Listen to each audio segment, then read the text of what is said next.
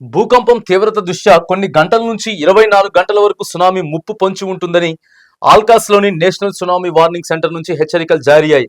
దీంతో జపాన్ తీర ప్రాంతంతో పాటు హవాయి దీవుల్లో లక్షలాది మంది సురక్షిత ప్రాంతాలకు తరలి వెళ్లారు. హవాయిలోని హొనాలులులో ప్రజలు ఒకేసారి కార్లలో సురక్షిత ప్రాంతాలకు తరలంతో రోడ్లన్నీ ట్రాఫిక్ జామ్ అయ్యాయి.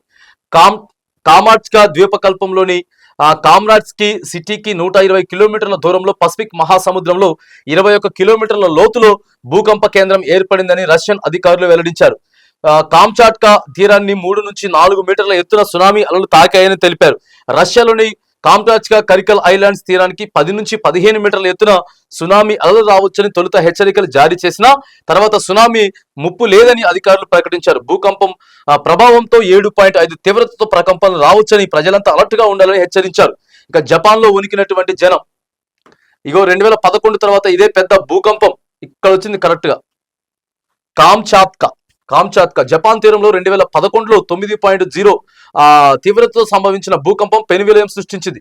జపాన్ తీర ప్రాంతాలను సునామీ ముంచెత్తగా ఫుకుషిమా న్యూక్లియర్ పవర్ ప్లాంట్ నుంచి రేడియేషన్ లీక్ కావడంతో లక్షలాది మంది ప్రజలు ప్రాణభయంతో ఇతర ప్రాంతాలకు తరలి వెళ్లారు.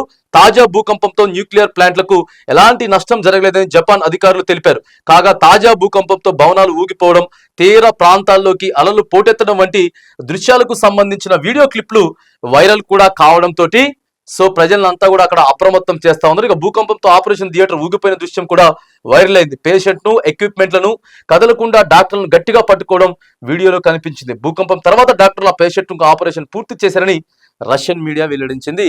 ఇక రష్యాలో పెను ప్రమాదం సంభవిస్తా ఉన్నది. ప్రకృతి ఒకసారి కన్నెర చేస్తే ఆ విలయతాండం మామూలుగా ఉండదు.